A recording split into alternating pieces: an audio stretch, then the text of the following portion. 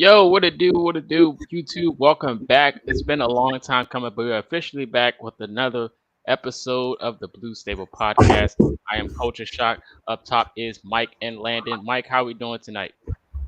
What's going on, guys? Doing all right. All right, Landon, how we doing? I'm doing great, man. Another fun-filled day of talk and coaching interviews and requests and all kinds of fun stuff to get into. So excited to get started. Yeah, man, I'm excited too. But first things first, we got to go ahead and shout out Jonathan Taylor. Happy birthday to Jonathan Taylor. If you guys didn't know, today is his birthday. So we're gonna hop straight into it. The Colts, as you can see from the title, has interviewed Jeff Saturday for the head coaching position. Jeff Saturday was the interim head coach for the Colts after they fired Frank Reich last season.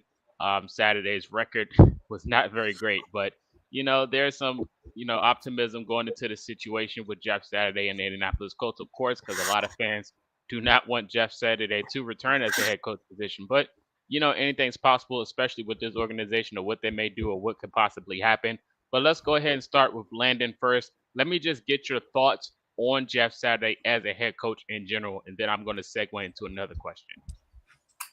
Well, I mean, it pretty much kind of coincides with what we saw the last 8 weeks of the season. I mean, he's inexperienced.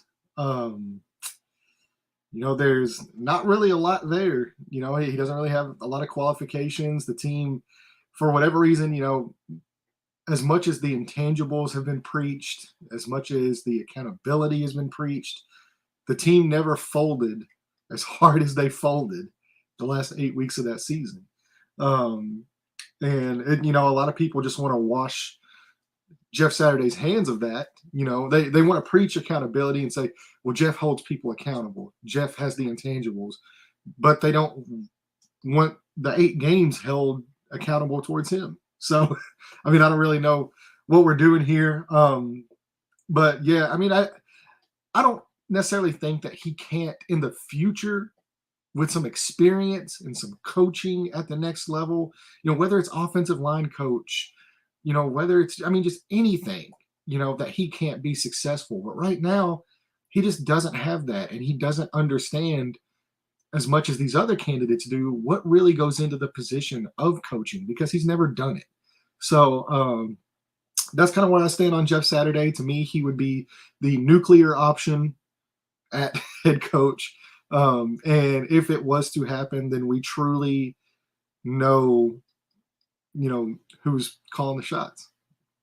Yeah, I agree 100%. And friendships in any place of business, no matter if it's the NFL or if it's Costco's, you got friendships and you got connections, you pretty much can go as far as you want to go. And it looks like that situation right now because anything is possible. And the next question I wanted to ask you, if Jeff Saturday was to return as a head coach and he brings his own coaching staff, do you think there's any type of chance he could have any success with this organization?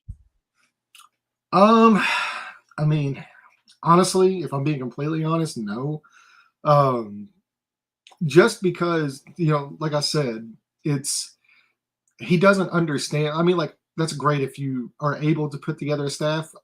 To me, he's not going to be able to put together a staff because a lot of these coaches that you see that are able to put together strong staffs, they've worked on coaching staffs over many years with a lot of these guys they're bringing on. Is Jeff Saturday able to do that? No, because he hasn't worked on any coaching staffs with anybody.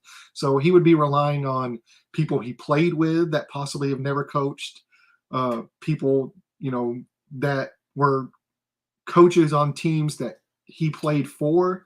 But a lot of those teams, it's been so long since that happened. A lot of those coaches are retiring. We just saw today, Clyde Christensen retired. Tom Moore's probably not coming on to be your offensive coordinator. It's going to be a lot of people like that, a lot of first-time coordinators, a lot of first-time position coaches, similar to like Reggie Wayne was this year. I think that would be the staff that you would most likely see. Could there be some experienced guys that have done it before? Yeah, there could be. But at the end of the day, it seems, that he just wants to play the CEO role. Like, he doesn't care about doing the offense. He doesn't care about doing the defense. And the question for me with that would be, how do you know who to bring in and how do you know they're doing their job correctly? Because you've never done it. So it's hard to be the CEO over something that you've never done yourself because you don't understand the inner workings of that. And for me, it would almost kind of set the organization back from a perspective of around the league of you have all these coaching candidates that are coming in for interviews. So Chris Ballard is leading the search. We know that. You're wasting his time. You know, if you were to hire Jeff Saturday, we know who's going to make the hire of Jeff Saturday, and it's not going to be Chris Ballard. If that was to happen, you have multiple candidates. More than any other team, you have the most candidates coming in to interview with you. A lot of these guys are extremely qualified, are extremely connected around the league. And if you bring those guys in, they waste their time doing the interviews. Your GM and all these other people in the building are wasting their time putting these interviews together, going through these interviews, putting together a list of candidates for you. And for you to ignore all of that and still just hire somebody who right now, he has 8 games of experience. He was 1-7, and it still looks like, because he's your buddy and you believe he can do it. That's it. That's the only qualification you have. So it would almost be even more of a slap in the face than the initial hiring of Jeff Saturday as an interim head coach, because now you're not only wasting your team's time, you're wasting people around the league, like these coaches that are coming in. And it's a little bit different because I do understand the aspect of, well, you could say that for anybody that doesn't get hired, right? So we can say, oh, well, you hired this guy over this guy. Well, you wasted everybody else. You still wasted everybody else's time by going with this guy. But I'll say this. It's a little bit different when it comes to Jeff Saturday, because it's a lot easier for me if I'm a coaching candidate. Like, say, for example, I'm Aaron Glenn and a guy like, Morris gets chosen over me. This guy's coached in the league for 21 years. He has head coaching experience. It's a lot better suited for me to swallow that and say, okay, I understand why that guy got the job over me. I'm going to keep grinding until I get a chance and possibly have the resume that he has, as opposed to Jeff Saturday getting hired over you. And you're like, why did this guy get hired? He's not qualified at all. He hasn't put in the work that I've put in. So it's a little bit different from that aspect. And I think not only would it set the coach or the Colts back as a team, I think it would set them back as an organization within the eyes of a lot of people around the league. Yeah, man, you make a great point, especially when they do have, because the league already, got their eyes turned, kind of sideways when it comes to this organization and Jeff Saturday, how they did it with the whole intern process. So I do agree with you there. I'm going to go to Mike now before we go ahead and segue to the second question, like I asked Landon. The first question, of course, what is your feelings about, the whole Jeff Saturday as a head coach situation?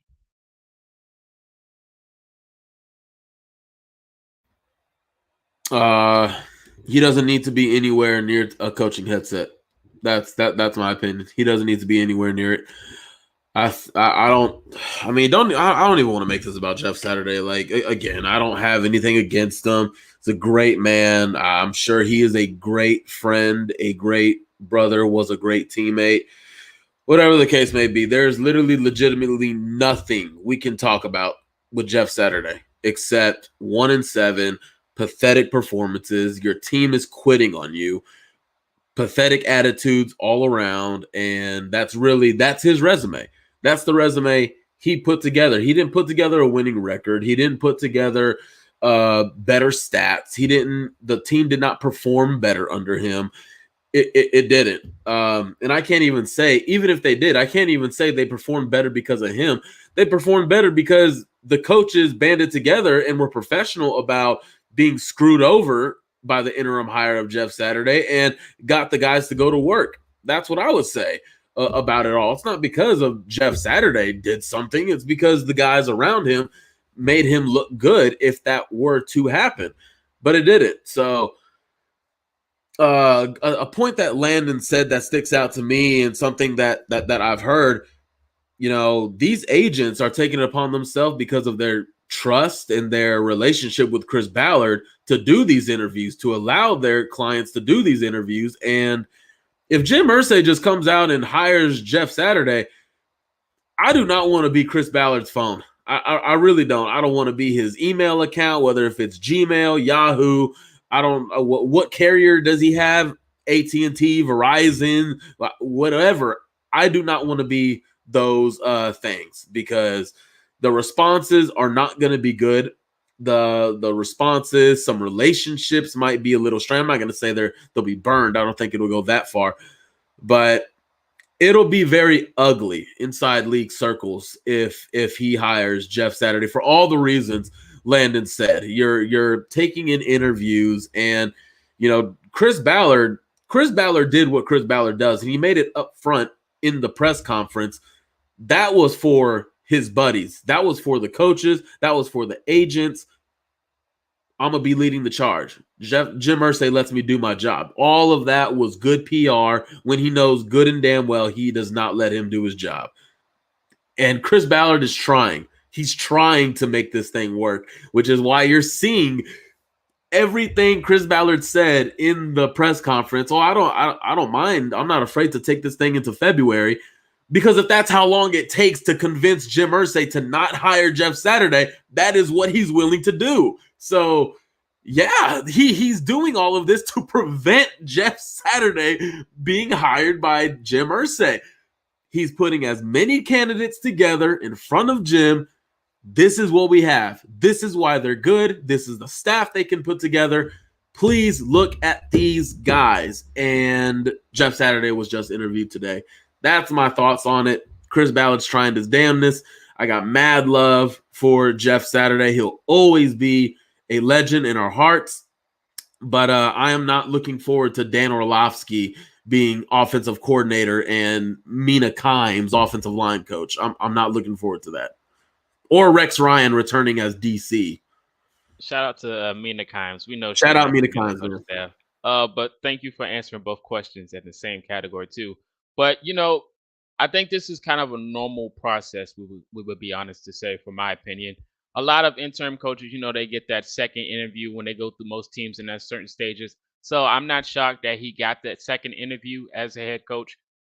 Maybe getting second a chance at the head coach job for the Indianapolis Colts. Like I said, it's normal for most interim coaches, especially if they get fired already. So it is what it is at the end of the day. So like I said, it is what it is. Like I said, I won't put it out. I won't put it out there that there's no chance of him coming back, because there's a slight chance, knowing who we got at the head of the staff. But I do want to also give credit to actually letting Ballard do these interviews, because there's so many coaches out there, so much talent that could change the culture of this team at any moment. And the fact that you're giving him a chance to actually go out there and put out the interviews, it just shows you that there's a chance that you still want to be competitive and you're sticking to your word. So we're going to give him credit for that. But I do want to mention this quote from earlier. Shout out to Jordan Schultz from Schultz Report on Twitter. Be sure to follow him. And it said, I'm told the Colts owner, Jim Irsay, believes Jeff Saturday has the capabilities to be a head coach. Even though we all do believe that, but just not right now. But he said that's why Saturday's in this position, and why Indianapolis might deliberate and take their time with the decision. Saturday would pick his own staff, and which relayed in his interview. So that is what it is at the end of the day. If you guys had any thoughts, Landon, on that tweet from Schultz, you can go ahead and let me know now. Well, one, I don't think it tells us anything that we don't already know. I think everybody already knows that Jim Irsay thinks Jeff Saturday can do the job, or else he would have never been brought on as the interim head coach. As far as the whole they were told he would be picking his own staff.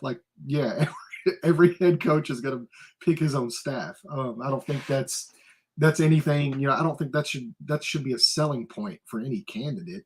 Outside of the guys that you are going to bring in. Like I said, guys that have been in this league for a long time, they have a lot better chance of having the ability to bring in a lot of really good, seasoned, well-respected position coaches and coordinators. And I don't think Jeff has that. So I don't think that was anything groundbreaking. I don't think it was anything we didn't already know.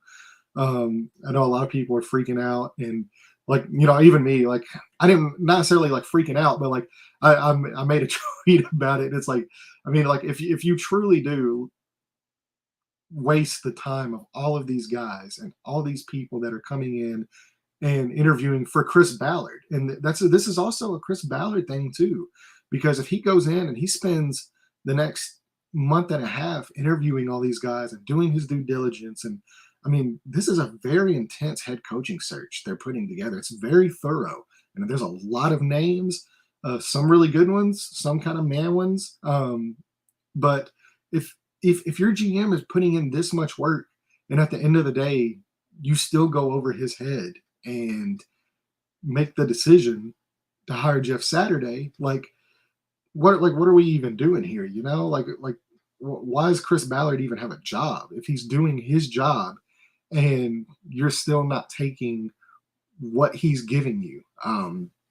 So I don't know. I think there's a very small chance. Yeah. Yeah, exactly. I'm sure Jim Irsay does believe that has the capabilities to be a coach. Obviously, he believes it. That's nothing new. But like I said, if you waste the time of this many candidates, your GM, etc., talking about everybody else in the organization that's a part of this search, just to hire an unqualified guy because he's your friend, who by all accounts made things worse last year. I don't think there's any debate. Things got worse under Jeff Saturday. This team blew games at a historic level. And you can talk about all the intangibles and you can talk about the accountability and all that. None of that, like as great as all that stuff is, and as crucial as it is in some aspects of being a head coach, none of that translates to winning football games. You can be rah-rah, you can scream, you can, you messed up, you can do all of that, but none of that wins games in the National Football League. It just doesn't.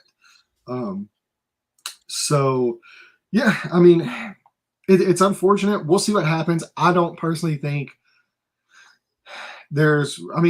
obviously nothing's out of the question with this team. I know you said it earlier. There's nothing, but I think there's a very small chance that Jeff Saturday's brought back. So I wouldn't really worry too much about that tweet. Mike, did you get anything from that tweet? Not necessarily. I mean, I don't know, nor do I care where it came from. Obviously, the tweet was by Jordan Schultz, but who was behind it, who gave him the info, where did they get the info from? I don't really care. When they make it to the second half of interviews and who get the second interviews, Jeff Saturday shouldn't be there. If he does get that second interview, that's when I start sweating my behind off. It's just bad. I mean, like Landon said, when it came to accountability, like that word, like, just pisses me off every time I hear it now. Like, so I don't know what people's obsession with like the word accountability is. Like, it's because they thought Frank Reich doesn't hold guys accountable, and then Jeff Saturday comes in and like, oh man, he holds guys accountable. I remember asking this question: who the hell is Jeff Saturday to hold anybody accountable? In the world of the NFL, coaching players inside the organization, who the hell is he to hold anybody accountable? Who is he to hold Quentin Nelson accountable? Who is he to hold DeForest Buckner, Stephon Gilmore, like players who have reached heights now? They haven't gone through an offseason with Jeff Saturday. They haven't gone through team meetings, training camp, OTAs. They haven't gone through anything. Nothing. So who is Jeff Saturday to hold anybody accountable? That's my whole thing. And like Landon said, accountability does not win you football games. And I believe people have come to believe that. That's the biggest difference maker. It's not. It's just simply being outcoached is what loses you football games. And from that tweet, it seems someone, pretty sure we all have a good idea who, keeps trying to push the Jeff Saturday narrative, and hopefully Chris Ballard and his buddies and his, that are agents and TV people are starting to push more and more against that narrative. So it is interesting. You bring up that point. It is very interesting to me. And like, I'm not accusing anybody of anything just because I don't know. And this is just pure speculation on my part. But like, it is very interesting that every time there is an interview with somebody, or not every time, but there has been a few times now, like whenever somebody does have an interview and it gets completed and there's reports on it, very shortly after that, there is something about Jeff Saturday that is tweeted out from a national media guy. That it is very funny to me that seems to be the case. So Jim and Chris are playing the PR game, and they're texting anybody who will tweet it out. It is funny. That's what I've picked on. Raheem Morris. Oh my gosh, the interview went extremely well. Oh hey, we're interviewing Jeff Saturday. Like, okay. Yeah, man, that definitely was funny, and that's why I retweeted and sent it to you guys. Because out of all the interviews, you just had to put out, oh, we interviewed just Saturday, guys. There's a chance he comes back. Like, I don't think anybody wants to hear that right now, especially after all these coaches that are available.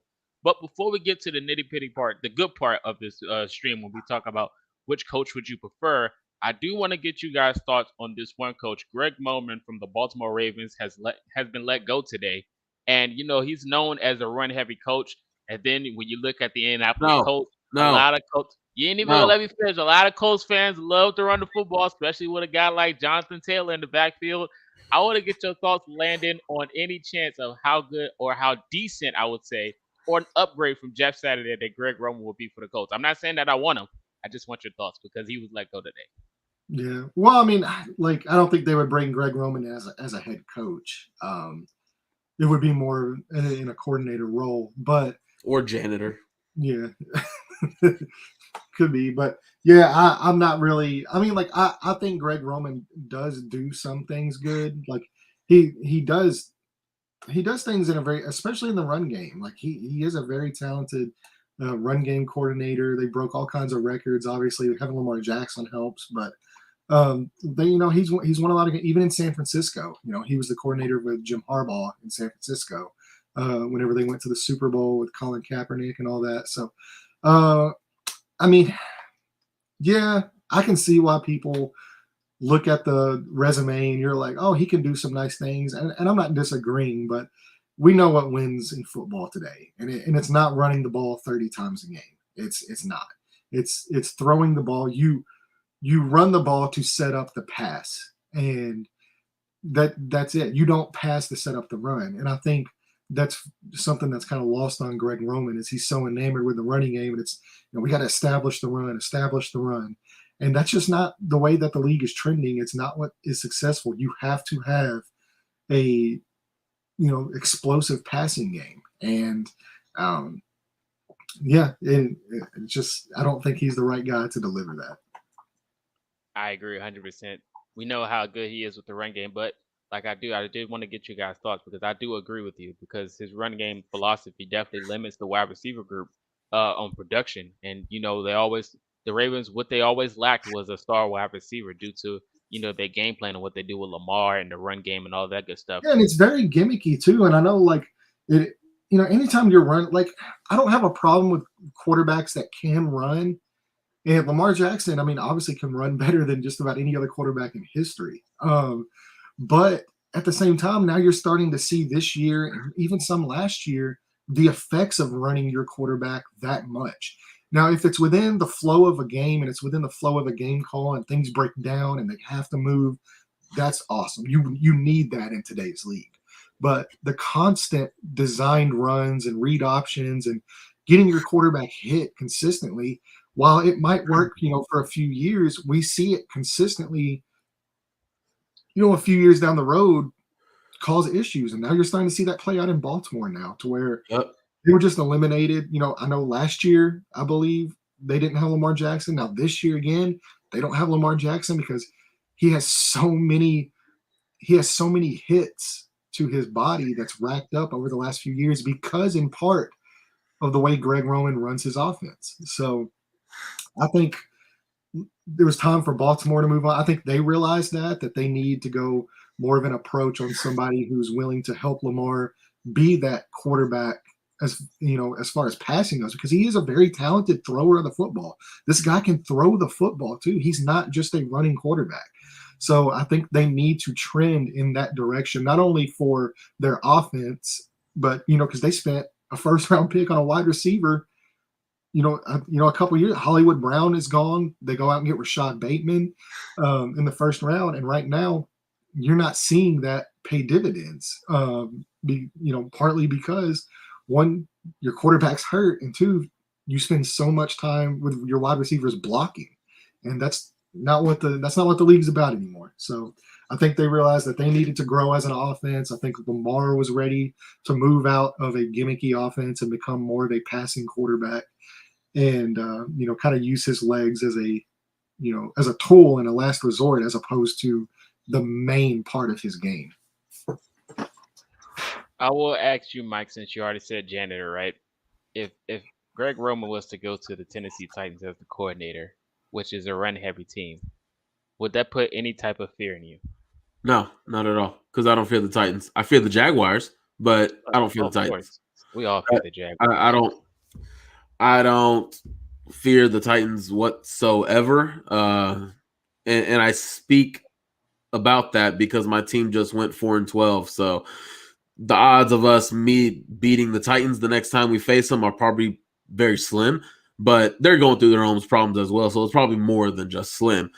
But yeah, with Greg, I'm surprised this decision was made this late, because this decision needed to happen 2 years after, into his tenure with Baltimore, because it was clearly not working. When it came to running the quarterback, like we all saw it. We all saw it. Lamar Jackson, a lot of people were saying he should have just put a brace on it and played. And there were some people in the media, former players, which is pretty pathetic, but going out and saying, oh, he could play. Nah. He needs that contract. He hasn't gotten it yet for whatever reason. I don't know why. I don't know what they're smoking up there in Baltimore, but they need to pay the man. And I think he made the right decision by putting his body and financial investment first. But putting your quarterback in that danger, I mean, go back to the first game of the year. How many times was Josh Allen running that football against the Rams? And we all thought he was about to catch a concussion.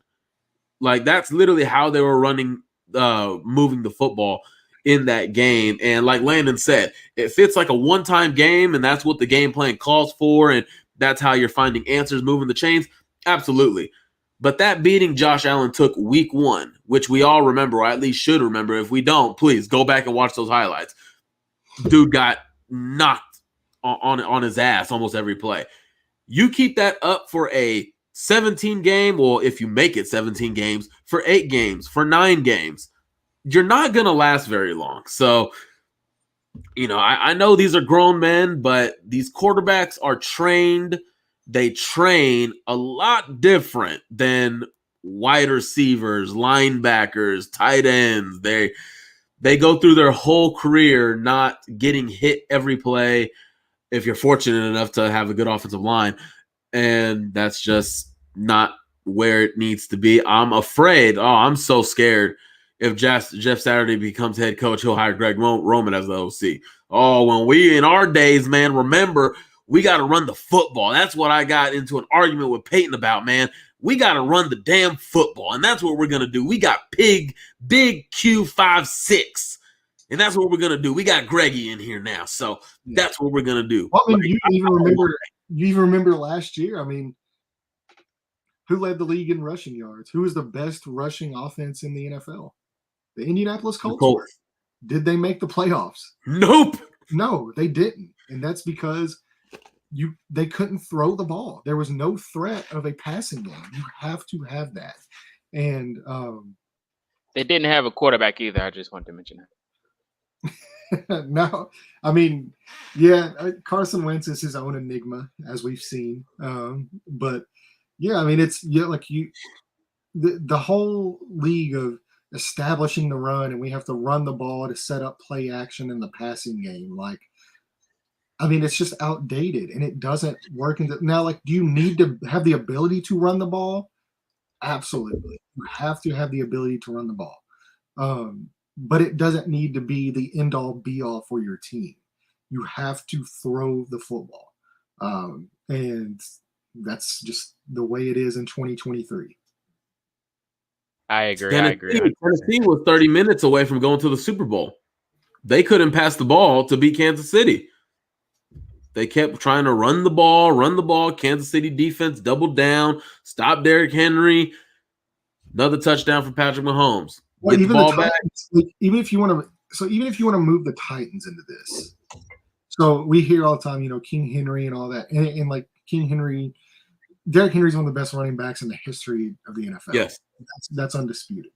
But last year, when Derrick Henry went out, what did the Titans do?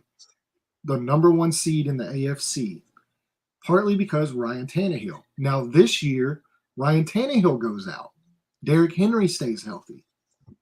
What happened to the Titans this year?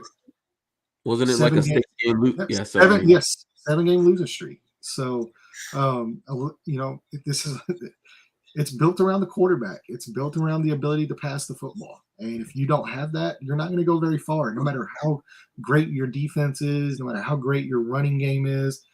All that stuff really mattered 15 years ago. But in 2023, it's just not sustainable. And I think you really saw it with Seattle, the Legion of Boom. You had a great defense. You had beast mode. You had the run game. But when push came to shove, Russell Wilson could get the ball to Doug Baldwin. He could get the ball moving in that offense, and everybody kept saying beast mode, beast mode, beast mode.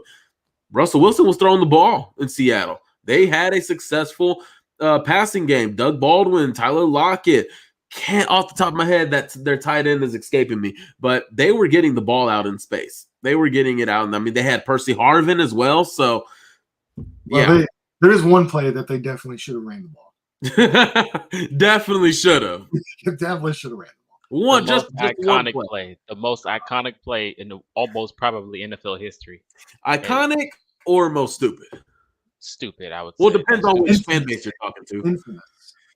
Well, it was iconic for the Patriots because it got to the Super Bowl. Yeah, that's crazy. So yeah, definitely agree with you guys' points on that. But I did want to get you guys' thoughts. But we're gonna move into the next topic, which is probably your favorite topics for both of you. Now we're gonna get your thoughts of who would you want at head coach. Out of all the interviews that the Colts has been through so far, we're gonna start with Mike first. Mike, who would you want as the head coach for the Indianapolis Colts that is available? Fresh air. Now let's get to the good stuff. Finally, we're getting serious now.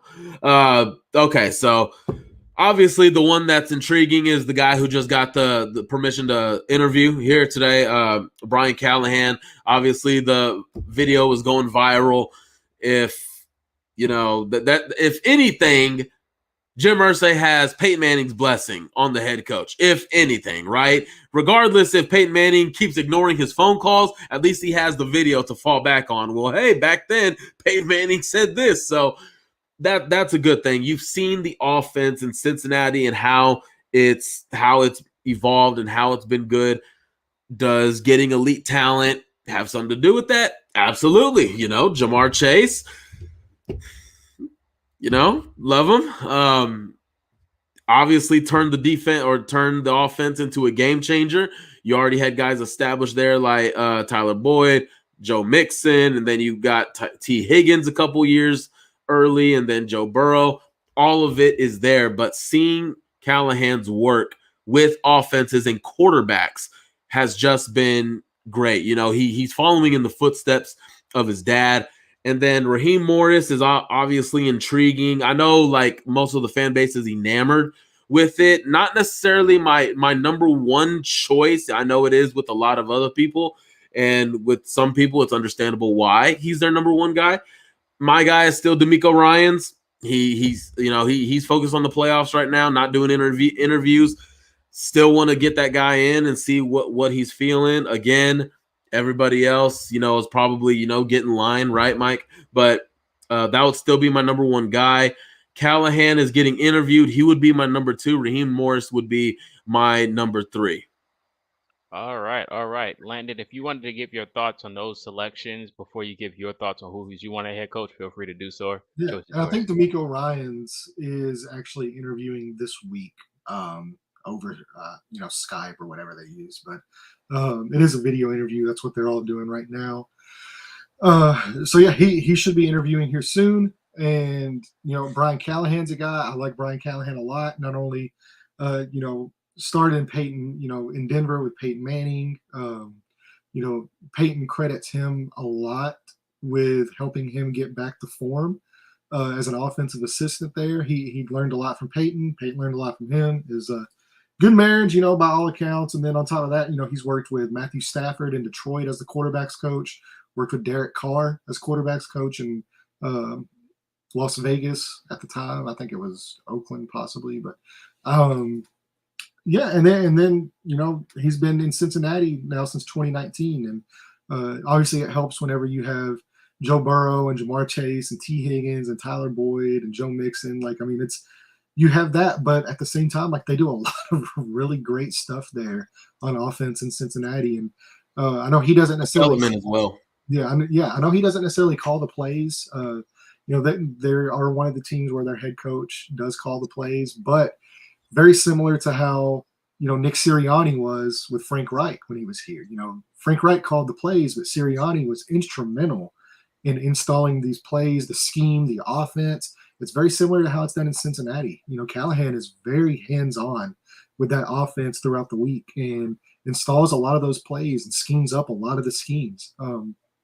So, yeah, I think he would be a really great choice. Obviously, D'Amico Ryans is a great choice. We hear all the time, how not only, you hear that word accountability thrown around with him, but you also, the most important word you hear thrown around with him is the word teacher. He's a fantastic teacher of men. There's so many guys that you listen to in multiple places, especially, coming out of San Francisco. And even recently, you hear multiple guys say, hey, Coach Ryan saw this in practice. We worked on this in practice. He taught me this technique, and it ended up being a sack, in the game, and it, swung the direction of the game, all because of his preparation, the way he coaches that defense, and the type of teacher he is. And he has experience, similar to Jeff Saturday. He's also been playing. He played in the NFL at a very high level. Colts fans should be very used to D'Amico Ryans with him with the Texans.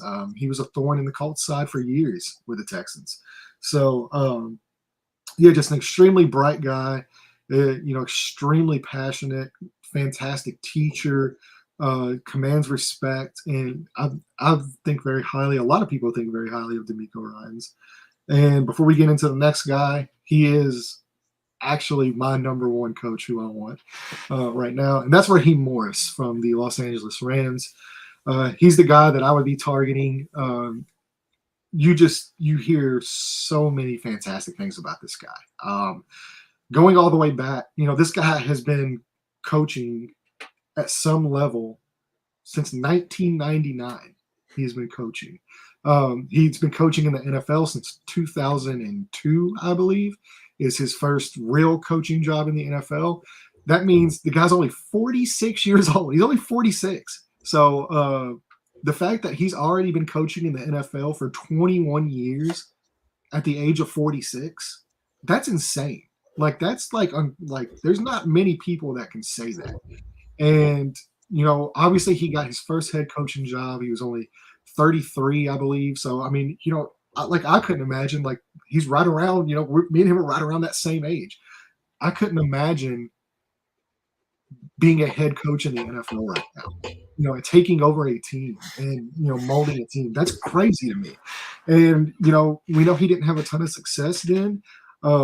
But I will say this, there was some success. He took that Tampa Bay team. They had the only head coach since the NFL merger to start 10 rookies on a team. 10 of his starters were rookie players, including 2 rookie quarterbacks started game for him. That's, Josh Johnson and Josh Freeman were both rookie quarterbacks for him. They went 10-6 that year. They won double-digit games that year. And then obviously next year, that and what's funny about that is that was the last winning season Tampa Bay has had until Brady showed up. Bruce Arians showed up. That was the last. He was the last guy to give Tampa Bay a winning season. So then, he goes to the Falcons. He took over a team. They were 0-5. This team was 0-5 with the Falcons. Dan Quinn was fired. Raheem Morris takes over. You heard all the players just rave about the job he did. They went 4-7. So still a losing record. That was a bad football team. It was a bad football team. And they didn't go 1-7. He went 4-7. So they have obviously struggled, since there was a lot of people in that building that wanted Raheem Morris to get that job full time. They obviously went a different direction, and that team has really struggled since he's left. And this guy has won 2 Super Bowls as a coach, once in Tampa Bay, one he won, just here recently last year with the Rams. And I mean, he's another guy that you hear the word teacher thrown around consistently. I mean, this guy is a leader. He's a teacher. He's a figure that will command respect. He's a guy that has coaching experience on both sides of the football. Like, how often do you hear that, in the NFL? It's, he's coached on, obviously, his bread and butter is the defensive side of the ball, but he was also the passing game coordinator and wide receiver coach for the Atlanta Falcons with Matt Ryan and Julio Jones. So, I mean, he brings that level of experience on both sides of the ball as your head coach. And he is probably the most well-connected guy that is not a head coach, as far as coordinator goes, because he's worked with so many people. Think of the staff that Raheem Morris worked with in Washington. We're talking Kyle Shanahan, Mike Shanahan, Sean McVay, Matt LaFleur. He's worked with all of those guys whenever he was in Washington. And, he's able to pull from those coaching trees. And as we've seen in the Kyle Shanahan tree, the Sean McVay tree, Matt LaFleur, we've seen multiple guys coming from that style of an offense have success on offense. And he's able to pull those type of guys. And, I mean, he's just very well connected. He would be able to be able to put together the strongest staff out of any of these candidates, especially for a rookie quarterback to come in. He's a guy that's still young. You don't have to worry about him, being over the age of 60 and hope that you get another 5 to 6, years out of a guy. He's probably going to be coaching for the next 20 years in some capacity. Hopefully that capacity to me is as the Colts head coach. So I'm a huge Raheem Morris fan. I think he finally deserves his shot. Sean McVay is like, if you listen to the presser last year, even in the cycle last year, he said, I don't know how this guy is not a head coach in the National Football League. And we know many of guys that have succeeded coming from Sean McVay's tree. So the fact that he speaks that highly of him, yeah, I mean, I'm all about it. So, yeah, Raheem Morris would be my guy. And, yeah. All right. But now we gotta bring somebody else on the show. He finally got a chance to step in. Our new co-host, Chad, if you guys didn't know. We got Jason Spears to join the show. Jason, how are we doing tonight, my guy? I am good, man. How are you guys doing? Good, man. So good to have you on the show to finally join. Great to be here. Yeah, man, it definitely is a good mood, a good time to be in. And now we get to get your thoughts on everything that we covered since you've been gone. All And right. now the floor is yours. First, we're going to start with the very own Jeff Saturday. Jeff Saturday got his interview completed today. And, a lot of Colts fans, of course, hated the idea of Irsay actually tweeting that out of all the, candidates that were interviewed so far. But let us get your thoughts on Jeff Saturday as a head coach, and how would you feel if he came back with his own staff? Well, I have 2 sources in the building. I talked to both of them, which is kind of why I was late today. He had a good interview, which is not what I wanted to hear. He's very good at selling himself, and he's very good at selling his ideas. I'm very, very worried that this guy's going to get this job. Raheem Morris had a good interview. There's some stuff I can't say on the record, but I am much more concerned now than I've been in a long time, because it's going to come down to what everybody knows. This could just turn out to be a dog and pony show, because at the end of the day, the guy it's not even Chris Ballard. It's Jim Irsay. That's who's going to. I mean, Dan Quinn scares me. I'm not a Dan Quinn guy. He's a really good. He almost got the Bears job last year. He's a very good interview. So I don't. I'll be shocked if he goes with any of the three guys I like, which are Ryans, Steichen, and Kafka. I don't think he goes with any of those guys. That's just my gut feeling on what I've been told. But from today, I'm not super. I'm kind of down, guys. I mean, at the end of the day, man, we all love this organization. We want what's best for it. And for me right now, I mean, they're saying the daughter's running this. Jim's really involved. That's all I can say. They say there's a. I saw a story. They said one of the daughters is really involved, and she's involved, but it's still Jim Irsay's show, and that is a scary thought because he loves the. He easily is bought. He easily buys into used car salesman type pitches. Chuck Pagano is a perfect example. He was a DC for 1 year. That 1 year that DC was the defense in Baltimore was basically run by Ray Lewis and Ed Reed, and he hired him with really and they weren't that great that 1 year that he was there. I think it was 2011. It wasn't like he did an outstanding job, and he sold Irsay, and I think that's what this is too. I really hope and pray that whatever agreement they can come to between Irsay and Ballard, it's like a compromise, and the compromise is anyone else. I don't care who it is, because Jeff Saturday, the staff that I've heard that he's going to bring in, fellas, yeah, the fan base might riot. So I don't have a lot of really great news. Yeah, I've heard of a couple names that he's pitched. I've had a couple people flooded to me. And I'm not going to get into names, but I will say this. But I will say this: there's still more interviews that are going to take place. They're not done. They're not going to round 2 yet. Callahan, I think, has a shot. He's a guy I like. I wasn't even sure they were going to interview, but they are. But again, as excited as I get about some of these people, it's just going to come down to Irsay or Ballard, who really makes the decision. And it's still, to me, kind of a dog and pony show. And it's not good for anybody. And I think you got a whiff of that with Ben Johnson, because, it's just, guys, it's as dysfunctional as it's ever been. And I've been a fan I've had whatever you want to call it, people in the building for a few years, but this is as bad as it's ever been as far as I'm concerned. And as a fan and as somebody that covers a team, when you hear some of the things that I've heard, it's very disheartening, because I love this team and I don't want it to get any worse than it already is. Good old Jim Irsay. Yeah, man, and it's I don't know what to say, man. I can't believe we're at this point. I can't believe Jeff Saturday even got an interview.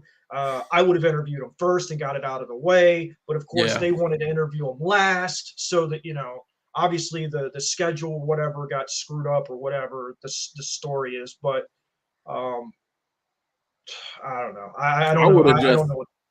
I would have just interviewed him at a Starbucks and said, "Hey, good luck. We'll keep it done."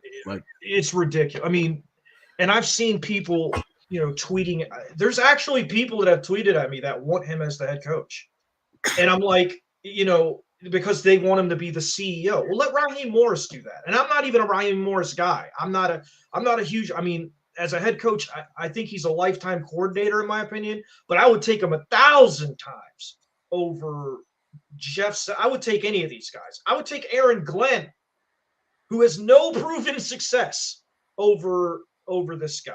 So the fact that he's even doing these things, I'm just, frankly disheartened.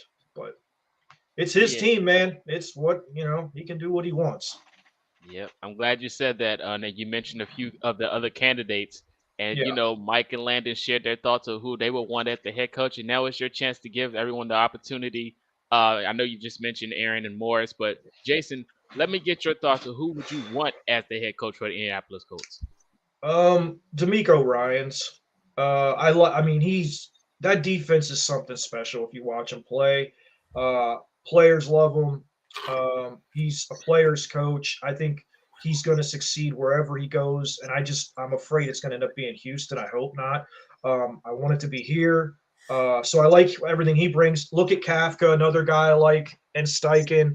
What they've done with their offenses, especially Kafka, what he's gotten out of Jones. Obviously, Daboll's a big part of that as well. But I just want somebody that, especially a staff coordinator, QB coach, that can work well with a young quarterback, obviously, but can cater to the strengths of these offensive players. I don't think Frank Reich always did a great job of that. There's strengths and weaknesses with every player, and you have to figure out what those are, and you have to build your offense around that. So I like Kafka because I've seen what he could do with somebody that had struggle in the league, up to this season, and Daniel Jones. So I think he would be good with a young guy. Steichen, the same thing. He's done a lot of great things with Jalen Hurts, obviously. So, those are my three guys. But I'm honest, and Callahan was another guy in my top five.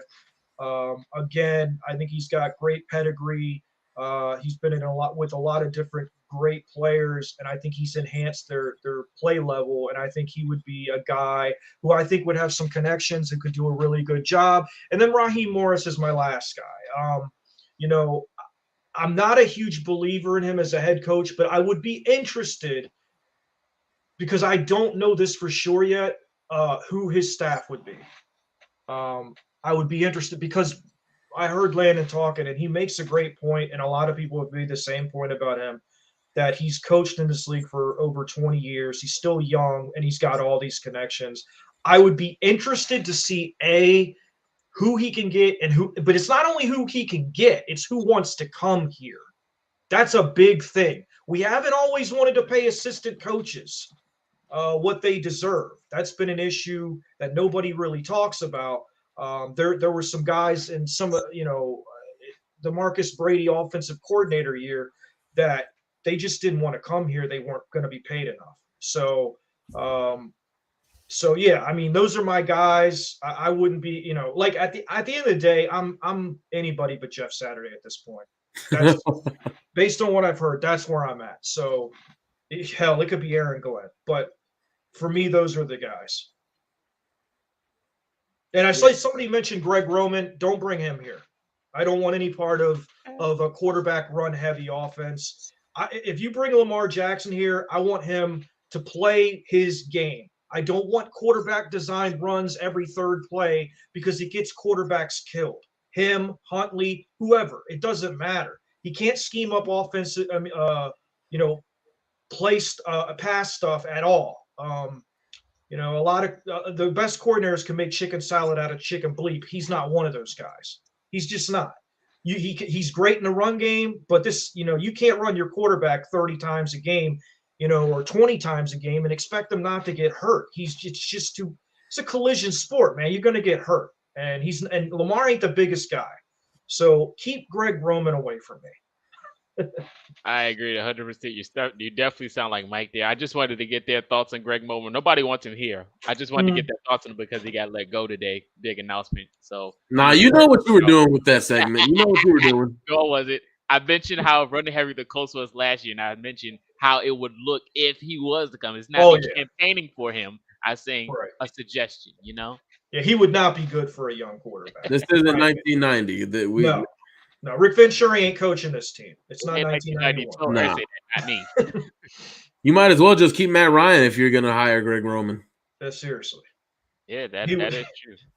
That would be kind of funny to see him try to scheme up an offense with a quarterback that can't move at all. I was going to say Matt Ryan did have that 40-yard run earlier in the season. So that's a highlight of the year. That was just highlight of the year. Yeah. The Rivers ran for like 20 yards when he was here. Oh, yeah. So, yeah, definitely. I still remember that Raiders game. That was the highlight of the Jeff Saturday experience right there. Against what were they? 2-7, Las Vegas. Yeah, it was all downhill from there. I remember people telling me, "Oh, you said this wasn't going to work," and I'm just like, "Just wait." Well, yeah. Well, Jim told everybody. Yeah. And, we literally came up post game, and we were just like, "Look, this is like an anomaly. This is a one-time thing. They pulled together one game. this isn't a preview of things to come. I'm actually surprised that they got that, but just think about the things this guy did in what was it, 1-7, 8 games. So he won the first one. Okay, he was a part of a team that gave up 33 points in the fourth quarter. A team that had a 33-0 halftime lead and pissed that away. Like, are you kidding me? Like, even if they would have won a couple other games, those 2 games alone were enough for me to be like, well, I'm out. If you listen to him, not to mention you lost to the Texans when it was like 4th and 20 and they got a touchdown. Well, to be fair, I was celebrating that like we won the Super Bowl. I was jumping up, and that was the most celebrating I did all year. Yeah, I mean, it was a really special moment when and that's the highlight of your season, the Colts getting to that 4th pick. But honestly, that's really if they let Jeff Saturday go in the end and hired the right coach, this actually would be hiring him would have been a blessing. Because Reich would have won us a couple more games. I think Bubba wins us Gus, it doesn't matter. Any other coach, I think, wins us a couple more games, and we're not picking 4th. So if Jim Irsay would just, I don't know what his problem is, but if you just realize, look, let my man make his decisions. If he makes the wrong decision, I can fire him. I just don't understand how this could even be a conversation, but it is. It's not good. It's not good at all. But, you guys all bring up an interesting point, and I think I want to bring up this tweet that was from earlier. Our future offensive coordinator or QB's coach, Dan Orlovsky. He tweeted about, Jeff Saturday. He mentioned ton of good candidates, but I know some facts from when he took over as a head coach. Run yards per game, 30th to 12th, rushing yards per attempt, 30th to 10th, passing protection, 29th to 11th, plus 5 points per game, and led 3 games at the half. Leg 5 games after 1 quarter. Not saying no brainer, but he did some good stuff for the tough spot. And I know Landon was livid when he mentioned this. So I want to go at Landon first. What was your thoughts when Dan, our future offensive coordinator or QB coach, mentioned this? I love Dan. First, let me preface this. I love Dan Orlovsky. I really do. I think he is one of the very few media people that you should actually take. Whenever he does his breakdowns, you should listen to. Unfortunately, this tweet is not one of them. So if you have to preface everything you say with he led 3 games at halftime, he led 5 games after the first quarter. Like, unfortunately, as Dan is very much aware of, games don't end after 12 minutes. Games don't end after 24 minutes. They're 48 minutes long. And what he did in the second half of those games, which Dan conveniently leaves out, 48. And as Jason had alluded to earlier, is historic level collapses. It's just like I don't know. And what's funny is, you hear that rushing yards per game 30th to 12th, pass protection 29th to 11th, the offensive line improved. Coincidentally, the offensive line improved when Matt Pryor was benched. Imagine that. You take the worst player on the team and put him on the bench, things get better. Who could have seen that coming? Frank Reich could, because Frank Reich is the one who benched it. The New England game, the infamous New England game, Bernard Ryman was the starter in that game. It was the process of benching Matt Pryor and Danny Pinter and bringing in Fries and Bernard Ryman had already started. Jeff Jeff kept up, what Frank implemented in that game, but the process was beginning long before Jeff set foot in this organization. And unfortunately, patience, as we know with this season, was not a virtue of ownership. And so Jeff kind of got to reap the rewards of Frank's decision to bench those guys and start the young guys, because obviously as the season went on, we saw Bernard Ryman get better. And so it's to me, it's a kind of a no-brainer that the offensive line looked better, because what Frank Reich started in the New England game carried over with reps and experience the rest of the season. So it's almost kind of like he's reaping the rewards of somebody else's decision and job, which, credit to Jeff, I guess, for keeping with, Ryman and Fries. He didn't bench him whenever he got in. It also helps a lot when you're able to choose your quarterback. I think that's a pretty big thing too, that Jeff got to do that Frank didn't get to do. So, it's, to me, like, none of this is groundbreaking. And the fact that we even have, like, if Dan would have just left off that last part, maybe you could have sold it a little bit better. Like if you could have just, ended after the plus 5 points per game, and you're like, okay, so like maybe it wasn't all bad. But whenever that last point was, he led 3 games at halftime, and he led 5 games after the first quarter.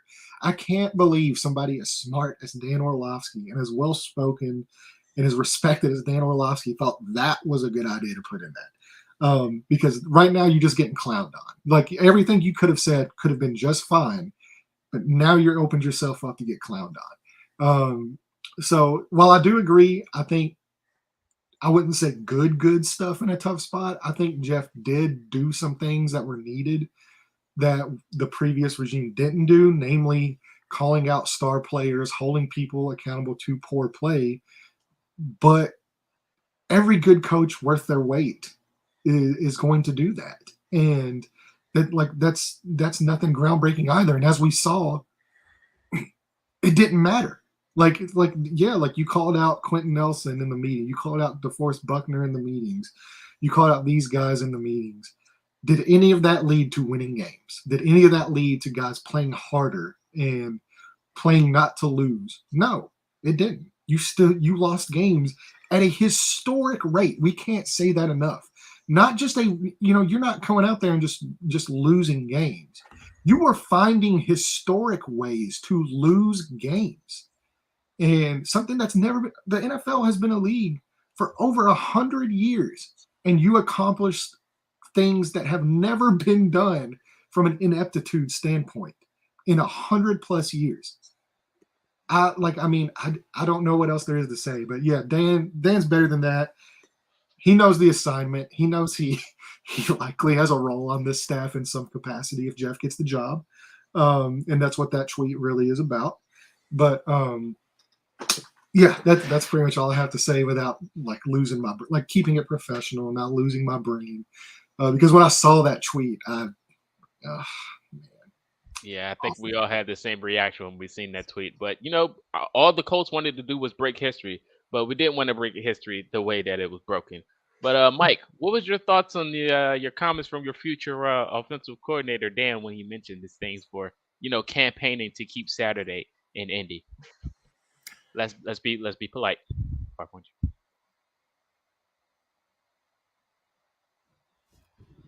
He left you speechless, huh?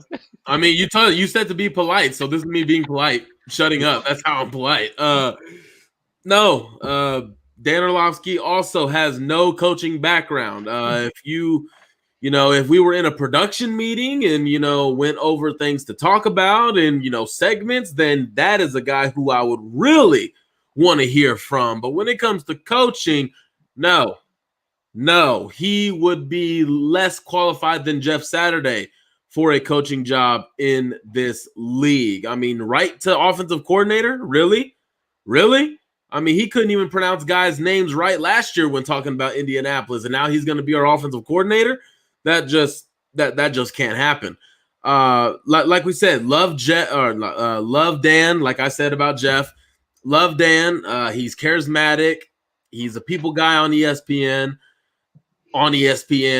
On First Take, Get Up, NFL Live, all the segments that he does.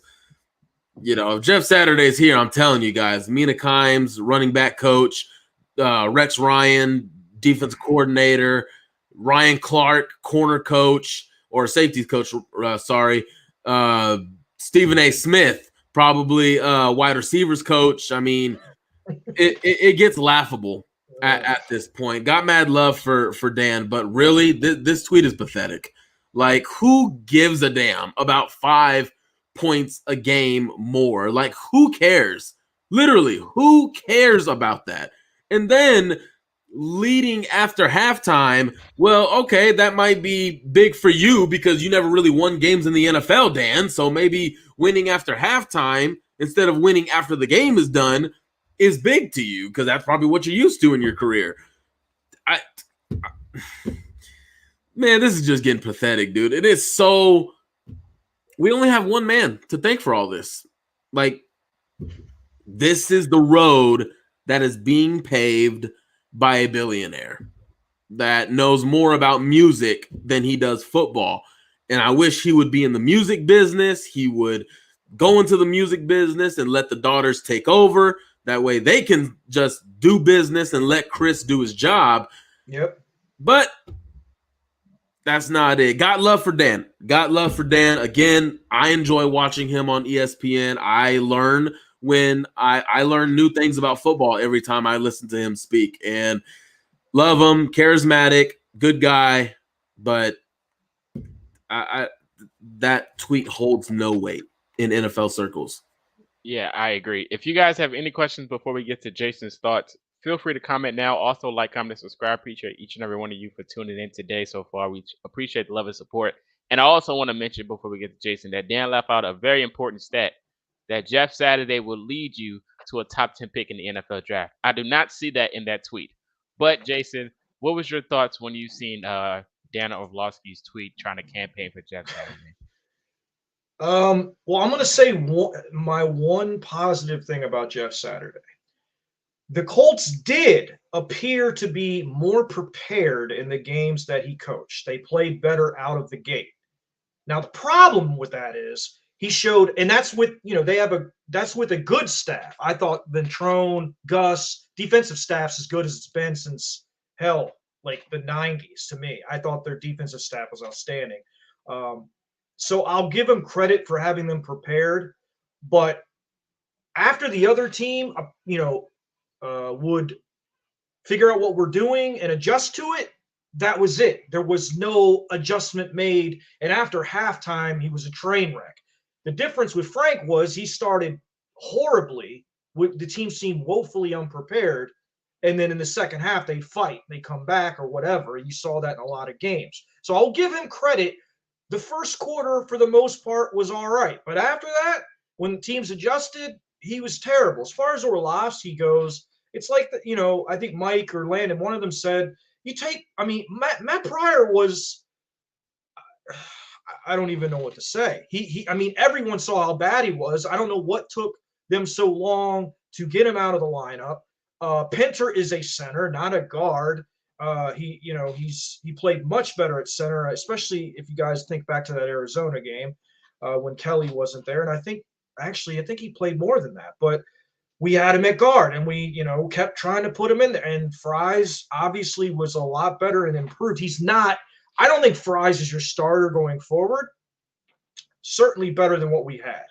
And Ryman, to me, I think you bring in a guy to push him, but that's his spot to lose. That's the most impressive thing in the second half for me is how much better he got against the players he played against. Because he played against elite talent. But as far as the tweet goes, there's Zach Hicks put up like a counter to that and showed how many points we were deficient in the second half, and it was insane. How many points we were outscored. The game's 60 minutes, 65, 70, whatever, however game, if you go to overtime, however long it lasts. But we just cannot go down that road because the staff he'll have will not be nearly as good as the staff that he had last year. I think Ventrone is one of the best coordinators in the league. I think Gus Bradley was so much better than I thought. Smith at linebacker coach is as good as it gets. Miles at corner DB coach as good as it gets. He's not going to have all that. He's going to have his hand-picked staff, if you guys just knew, we can't do it. It cannot happen. If it happens, I don't know if I want to cover this team because it's just going to be so depressing.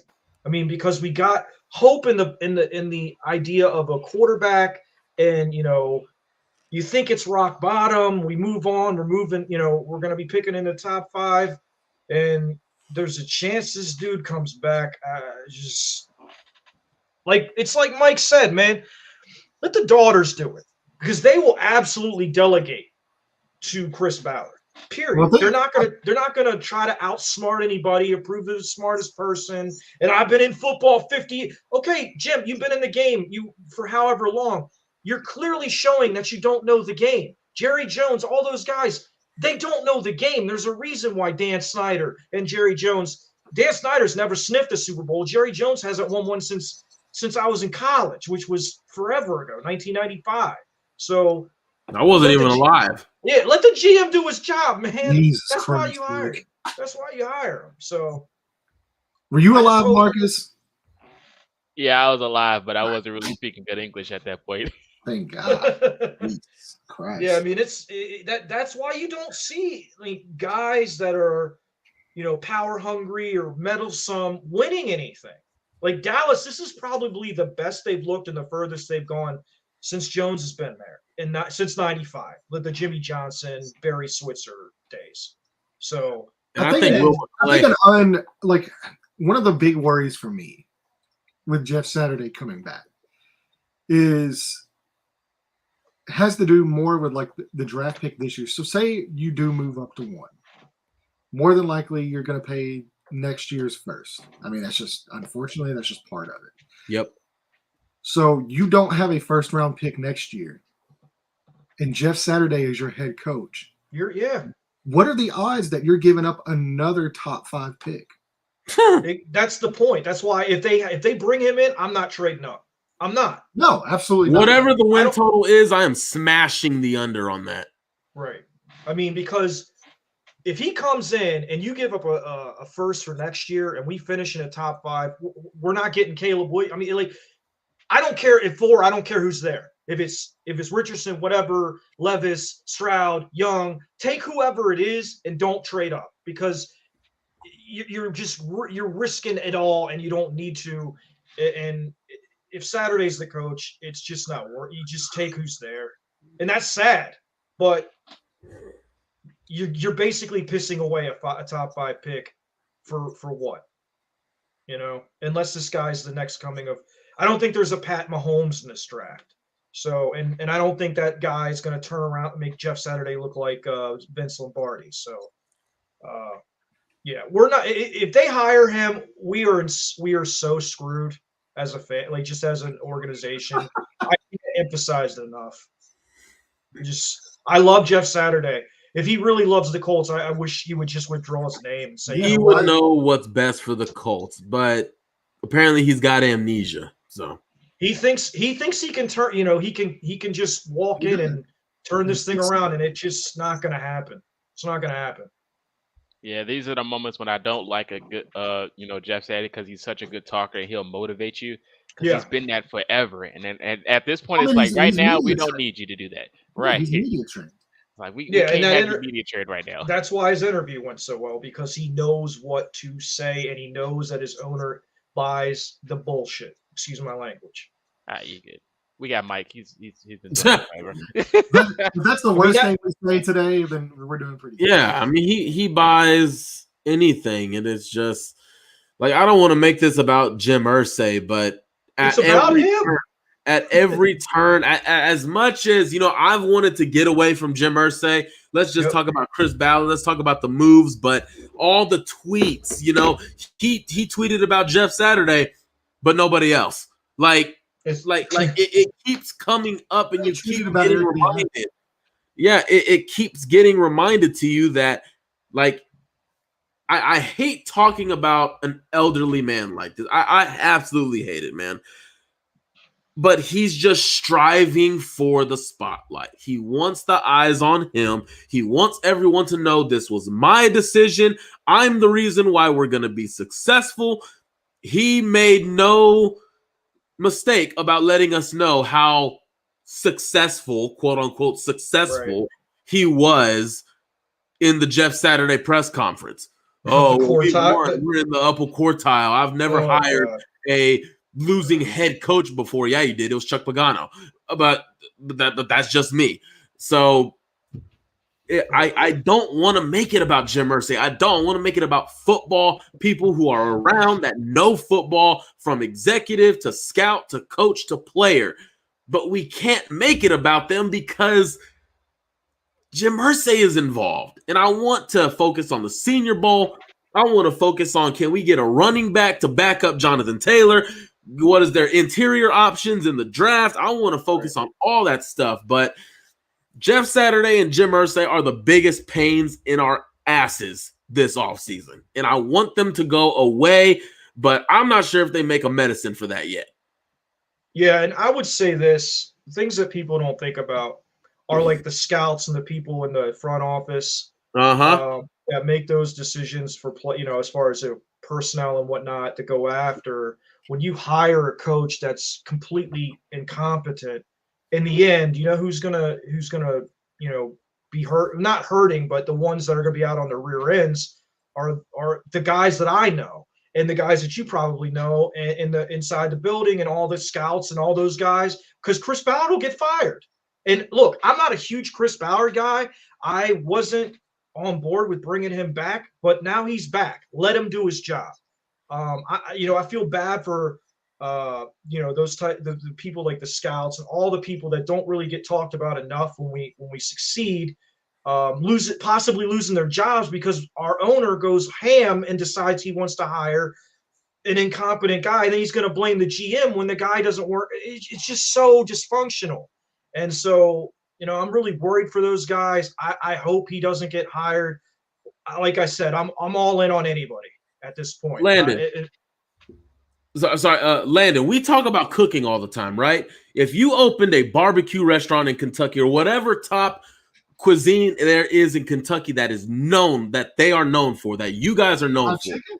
And yeah, okay, chicken. If you open up a restaurant and you want an executive cook, chef to make recipes for everything, are you going to go to a shoe salesman? Are you going to go to a gas station attendant for that? Or are you going to go to the best of the best that you can find? Well, there's pretty good gas station food around here. Probably not that. Probably better than there is in Texas. Yeah, see, we don't have Wawa. We got Pockets. Pockets is really good. Huck's has some good stuff. They got, y'all ever heard of Godfather's Pizza? Godfather's Pizza. It's pretty good. I've heard of that. Yeah. It's like that's gas stations. So that it's just weird.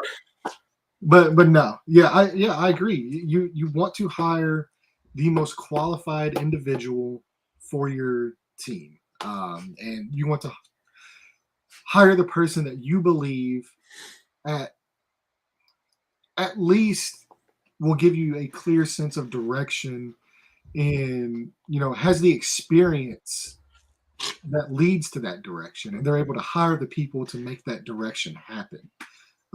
So it's tough. It's a tough situation. Like I said earlier, I truly don't believe. I mean, you hear the reports coming out constantly about Jeff Saturday and stuff, and I think some of that's a little bit of talking points for media because it is such a hot topic. It does get so many clicks, but I just think that it's going to be such a hard sell for not only the fan base, but for people in the NFL, like Jason, said, scouts and, there's people that are involved there. I mean, this is $1 billion business. And whenever you hire somebody that just doesn't have the experience, it's just, it's a hard sell. Like it's even harder of a sell than it was as interim, because at least you have the interim tag attached. He's coming in here. We trust him. This is, blah, blah, blah. If you make it a permanent one, though, this could get ugly. I don't think, from things that that I've heard, which I'm sure Jason had, I'm sure he did interview very well. Jeff's a good talker. Jason's spot on with that. I'm sure he interviewed great, but I just don't think there's enough support from people in that building. The optics of it would just be too tough to sell. So I don't see it happening. I'm just trying to even keeled. Everything's gonna be okay. Woosah, woosah, like Bad Boys. And, what do you guys think of the idea of Dan Quinn? Because there's another guy that's he's gonna kill the interview, and I'm so worried. I like Dan Quinn to an extent. He's a good coach, and he's just. I think you kind of hit the nail on the head earlier.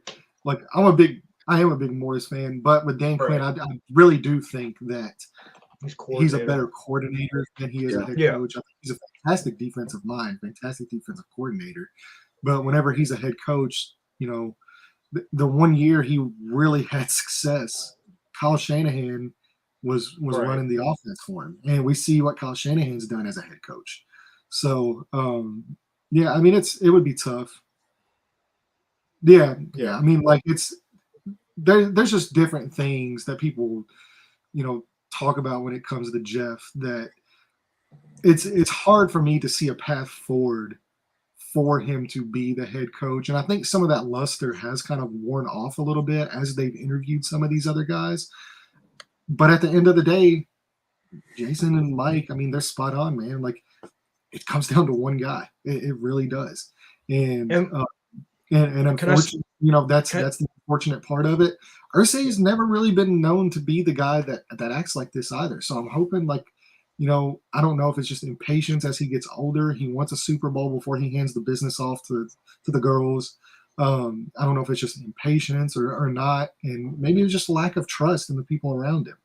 But it's I'm hoping that he does have a moment of clarity, while he's whatever, sitting in whatever head coach that he's with at the time, while he's sitting in their bathroom.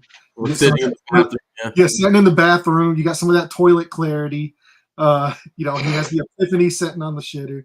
And Just hey, those one-on-one moments with God while you're on the toilet, man. girl, yeah, you'll have some of the best ideas I've ever had. I've had sitting on the toilet. So I understand whenever Jim was in there and he said, no thanks to Josh, Josh McDaniels didn't win. Like, I understand that was a great thing for this franchise.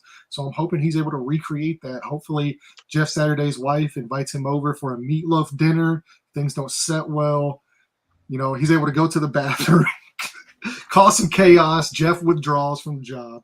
If Jeff has like an acoustic guitar, he takes it in there and plays and breaks the strings or something. Plays it while the sausage is making. Hey, I'll say this about Jim. That guy can shred on a guitar. I'll say Hey, that. when it came to Dan Quinn, yeah, I agree with Landon. A coordinator, he's good. I mean, I do thank Dan for going back to Dallas because if it wasn't for him, Matt Eberflus would still be the DC Oh of the no, Colts. no, no. I have my own thing about Matt. He's a great leader, by the way. I mean, I've heard great things about him in Chicago and how he's changed the culture there. So great for him. But when it came to Dan, I think it was Chicago and Denver that he was close to taking one of those. I think it was Denver, honestly. But when it came to him, if him and Gus Bradley, I feel the same. If you give them a defense, they're going to turn it into an elite unit.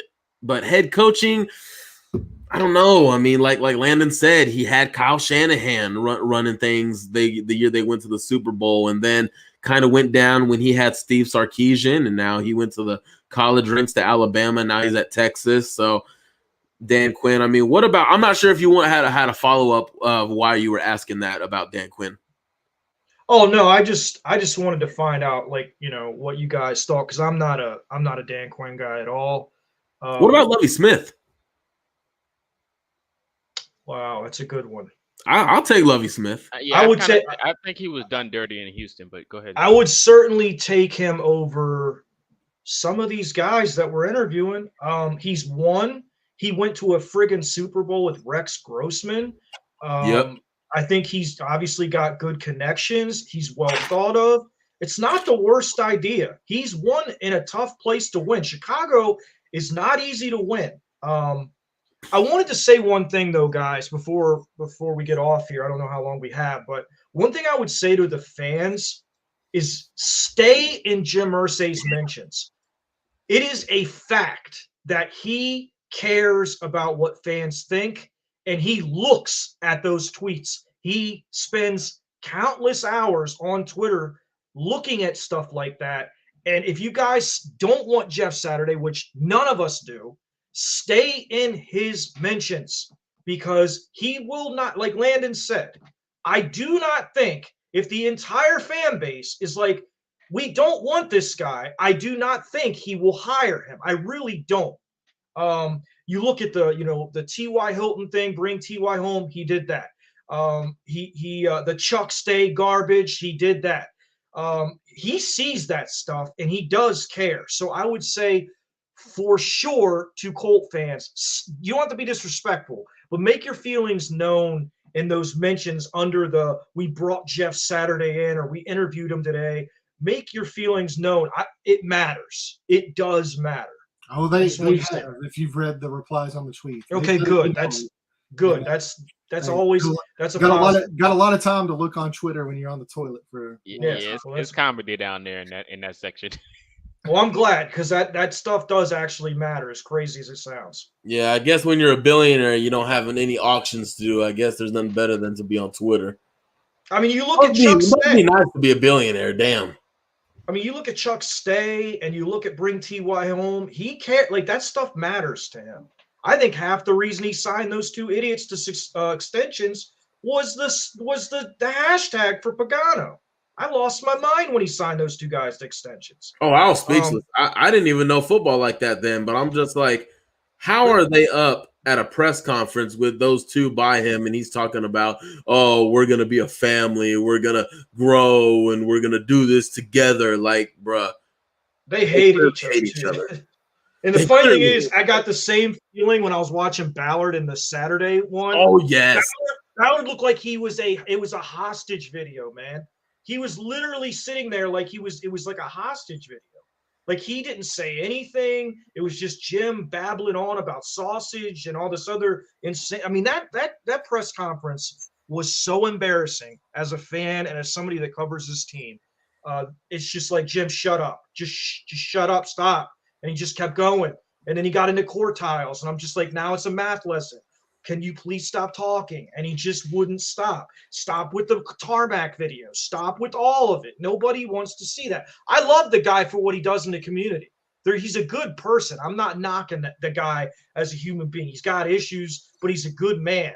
But you got to let people do their job. I understand you didn't like what happened last year, but you got to get back to what you were doing before. One of the reasons he was so successful with Peyton and all those guys wasn't just Peyton and all those guys. It was letting those guys like Bill Polian and all his scouts like Tom Telesco and those guys do their job.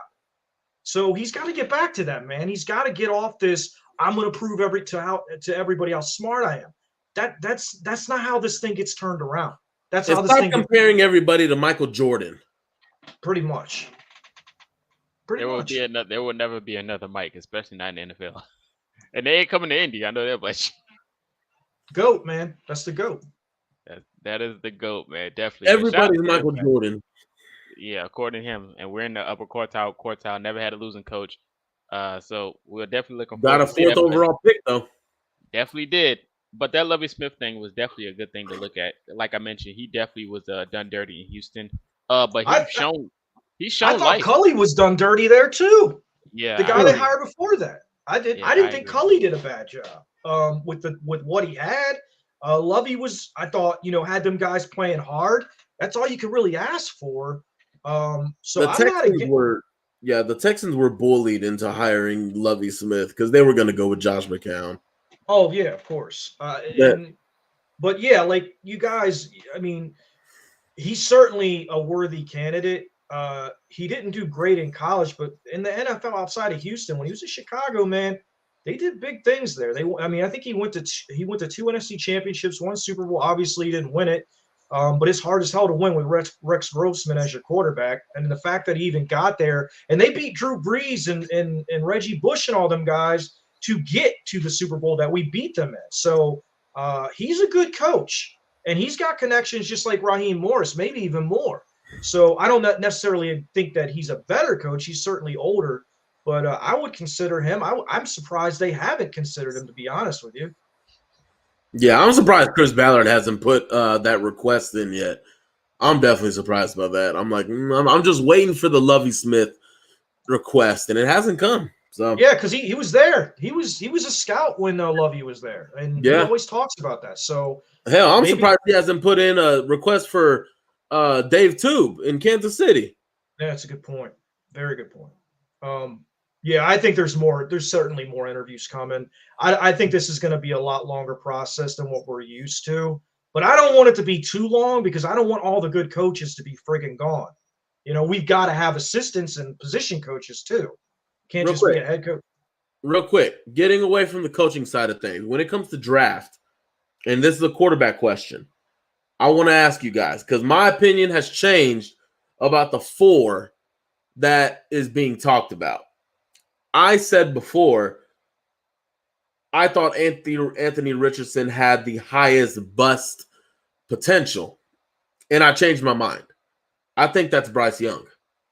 Honestly, highest bust potential, I think, is Bryce Young. I think guys like Anthony Richardson are becoming the norm in the NFL. He's big, he's strong, gonna get to the NFL with a strength and conditioning program, gonna get stronger, athletic, can take hits, can make throws, can make unorthodox throws. CJ Stroud, I feel confident in. Will Levis, dude, is lean as hell. I don't know what the hell his body fat count Mayo. is. Probably zero, probably because of the Mayo coffee. But I certainly feel different about this class now that I've done a little bit more digging. I'm perfectly fine if Bryce Young is taken number 1 overall, or whoever decides to trade up for him. But my goodness, these three, Stroud, Levis, Richardson, I need them. And like Jason said, if you get Jeff Saturday, and honestly, I can see if you get Raheem Morris as well, you don't know how these guys are going to play out. You don't. And obviously, it depends on the staff that they bring in. But if you bring Raheem Morris in, I think there's a legit shot you get a top 15 pick next year. Legitimately. Because I don't know. I don't know. Again, I'll take him. I think he can do great things because of the staff he can bring in. But I'm just saying nothing is for sure in this league. Stay at 4. If you stay at 4, I want to hear you guys' thoughts. Who do you guys want? Not who do you think is going to be there. Not who, I don't want you to give me the NFL professional BS answer. I want to hear what Landon wants. I want to hear what Jason wants. For me, I'm staying at 4. I'm not trading up. I don't love any quarterback in this draft that much to give up my first next year. I think Stroud or Levis will be there, and I'm pretty even on both of them. So whichever one is there, that's who I'm taking. As far as bust potential, I do agree with you in a sense. I think the with Bryce Young, the bust potential is injury. I think if you're talking on the field play, I still think Young has got less bust potential than Richardson. I think Richardson has the ability to be special, but he's so far away right now, in my opinion, because he's got a lot of things to work on. And Young is ready to play. So bust potential as far as injury for sure, but as far as what I like at 4, Stroud, Levis, I'm rocking with either one of them.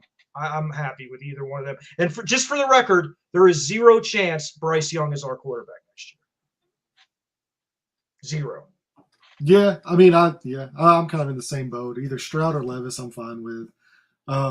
I have Stroud rated higher than I have Levis. I think there's things that he does well, and apparently too, there's been some talk. I was talking to some guys, and apparently what he did in that Georgia game, as far as the mobility and the stuff like that, apparently he does that a lot in practice as well. It just doesn't translate to the game. So, I think that knock on him should be pretty much dead at this point. He can. That's the thing, like with a guy like that too, is whenever you're that good in the pocket, like whenever you can just dissect defenses like that, do you even really need to run? I mean, like it's like shooting fish in the barrel, So it's not necessarily that he doesn't have the ability. It's just he doesn't need to show it off because he's so damn good at all the other stuff. Levis, obviously, I've been known as a guy that likes Levis. Now I'm known as a guy that doesn't like Levis. It changes daily. If you look in my mentions, I love your mentions, by the way. Yeah, it's Twitter for sure. So yeah, I mean, he's a guy that coaching staff for him is going to be very crucial. A team that can come in and develop him. The proper quarterback coach. Obviously, he does put in the work himself right now. He's out in California working with Jordan Palmer at the moment, So he's a guy that he's going to put in the work on his own as well. But you need someone that can foster the talent that he has and allow him to grow. And I think he can be special as well. Those would be the two guys that I would take and hope the best for. Now, obviously, if it really is going to come down to the coach. Like it's going to come down to the head coach on any of these guys succeed. It doesn't matter whether I think CJ Stroud has a easier path to success in the NFL based off of what he has shown me than any of the other three quarterbacks. I think Bryce Young. I love Bryce Young. I really do. And to me personally, the size wouldn't really be that much of an issue because the guy, it's never been an issue before. And it's not like this guy's playing in Conference USA. He plays in the SEC. So he's playing against NFL caliber defensive linemen on an almost weekly basis. And he's carving them up. And he's aware of his limitations by the way he plays the game. You see his ability to stay in the hallway, the way he drifts back in the pocket and is able to throw. He's very aware of what his limitations are, and he overcomes that. Now, obviously, the NFL is a different game. We'll see if that plays a role. But as far as where the Colts are, I personally would pick C.J. Stroud. That's the guy I would go for. And then if he's gone, I would probably take Will Levis. Hey, just so you know, this is a preview. Will Levis, 5 minutes before heading into the meeting room with Dan Orlovsky. All right. You I don't know. Cigarettes this rookie year? Yeah, I mean, look, Will Levis is a guy like he's already used to getting his ass kicked on a weekly basis. Hey, if he gets drafted, are we all having a cup of mayo coffee?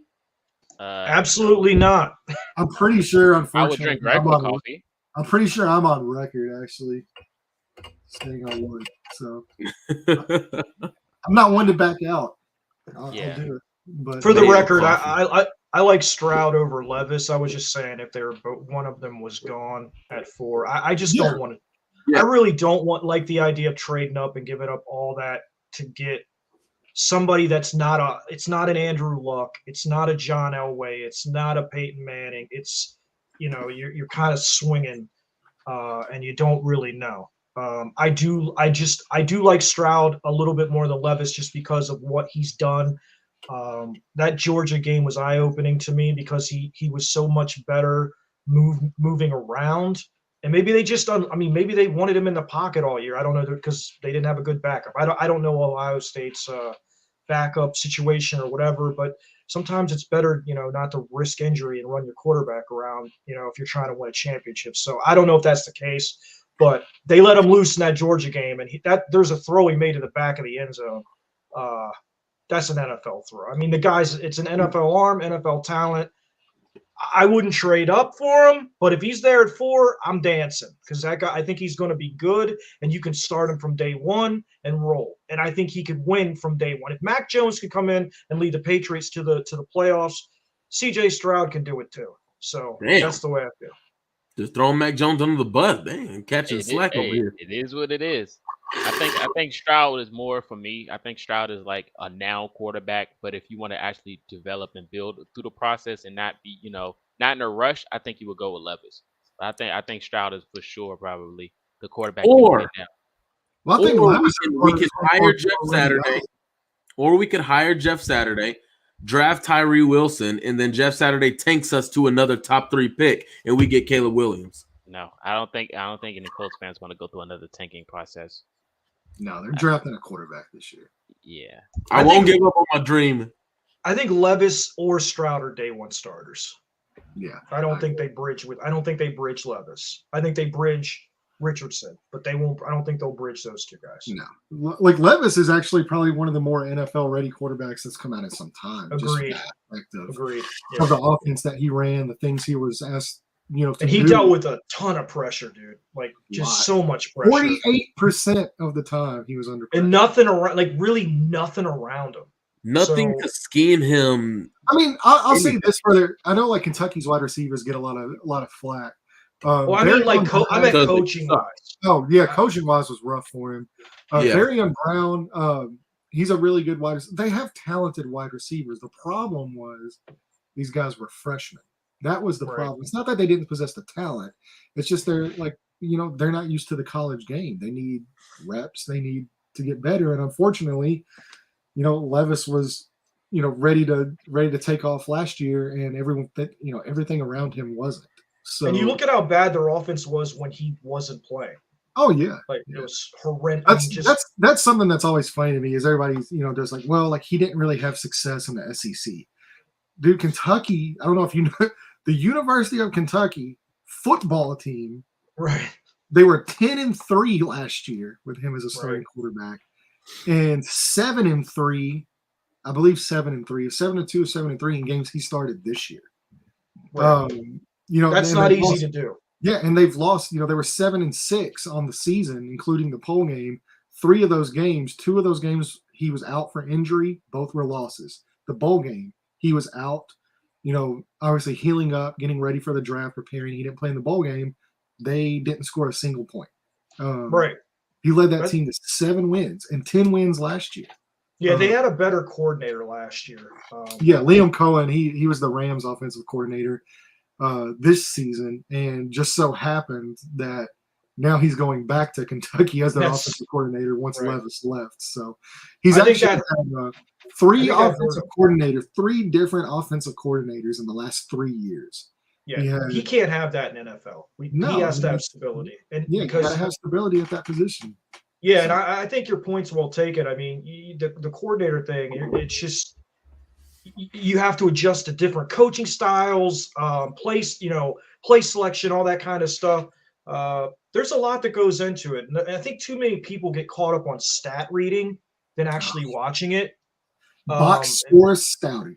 Right. So I like all 3 of the guys that we're going to consider. I just think Richardson is a lot longer, more down the road preparation as far as sitting probably behind a vet, learning an offense because he's so young. How old is he? Is he 21? Yeah, he's very young.